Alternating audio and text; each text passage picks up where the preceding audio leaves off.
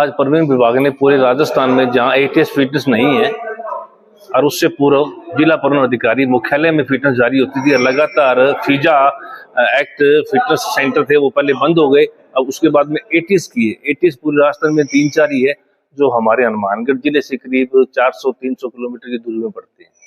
अब जिन गाड़ियों की फिटनेस एक्सपायर है वो अगर फिटनेस करवाने वहां जाती है तो 20-30 हजार रुपए का उसका डीजल लगता है और रास्ते में जो एनएच जितने भी टोल्स आते हैं उन पे उनका जुर्माना भी लगता है। उसके बाद में खुदा ना खास्ता कोई गाड़ी से हादसा हो जाता है, एक्सीडेंट हो जाता है तो उसका थर्ड पार्टी क्लेम क्या सरकार देगी? जो ये जारी किए हैं उसका थर्ड पार्टी क्लेम कौन देगा? तो इससे पूर्व जो मुख्यालय फिटनेस जारी करता था, हमारी परिवहन आयुक्त से ये ही मांग है कि फिटनेस पूर्व की तरह ही मुख्यालय में की जाए जब तक एटीएस फिटनेस सेंटर मुख्यालय में निर्धारित स्थापित नहीं हो जाता।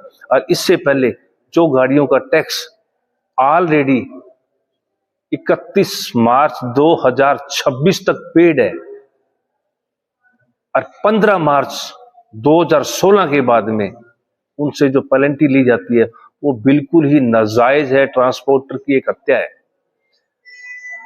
31 मार्च 26 तक गाड़ी का टैक्स पेड है, पर 16 मार्च को ही उससे पेनल्टी ली जाती है और उससे पहले सरकार अपना टारगेट पूरा करने के लिए ना ही तो उसको परमिट देती है ना ही उसको फिटनेस देती है। तो ये भी राह दी जाए, अगर सरकार ने टैक्स एडवांस लेना ही है तो ट्रांसपोर्टर को टैक्स में कम से कम 10% तो छूट दी जाए तो गाड़ी वाले लाइन में लग के टैक्स देंगे और सरकार का टारगेट भी पूरा होगा। हाँ, 1 अप्रैल को आप जितनी मर्जी पेनल्टी लगवाओ, रोड पर चालान करो, वो सरकार का अधिकार है। तो मैं फिर दोबारा कहता हूं, परिवहन आयुक्त मुद्दे से बात अगर पहुंचती है तो फिटनेस पूर्व की भांति जिला मुख्यालय में की जाए और 16 मार्च को पेनल्टी वाला सॉफ्टवेयर से ये सिस्टम हटा दिया जाए। 1 अप्रैल से टैक्स लिया जाए और गाड़ी का टैक्स में अगर पहले लेना है, अगर इच्छा से करवाता है, उसको छूट प्रदान की जाए।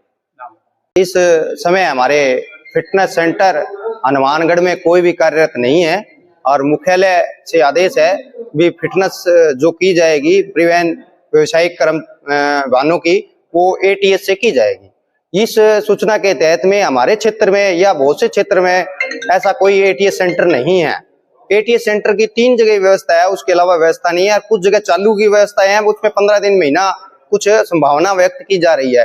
तो हमारा ये मानना है या कहना है कि जिस क्षेत्र में फिटनेस अब नहीं हो पा रही है, जिस कारण से भी, उसके लिए एक वैकल्पिक व्यवस्था परिवहन विभाग में जैसे पूरे चल रही थी, पिछले 11 महीने से चल रही थी, फिटनेस परिवहन विभाग हर क्षेत्र से कर रहा था।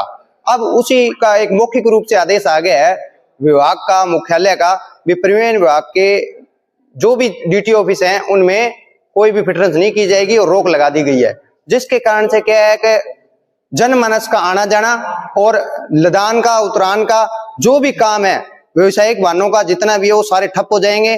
जिनकी फिटनेस नहीं होगी उनके ऑटोमेटिक चालान कटेंगे, जो चालान कटेगा उसका जुर्माना जनमानस पर पड़ेगा, जो व्यवसायिक वाहन चला रहा है उसके काफी नुकसान होगा।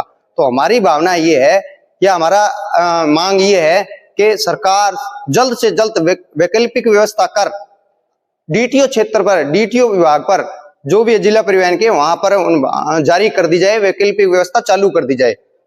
ये हमारी जबरदस्त मांग है। इसके लिए आंदोलन की चालू कर दिया है। आज हम धरने पे बैठे हैं डीटीओ हनुमानगढ़ के आगे। इस चीज का धरना लगाया है कि जब तक ये आदेश या मांग नहीं पूरी की जाएगी हम परिवहन विभाग के आगे धरना लगाए रखेंगे। ये अनिश्चितकालीन है जब तक ये सेवाएं पूरी नहीं हो पाती।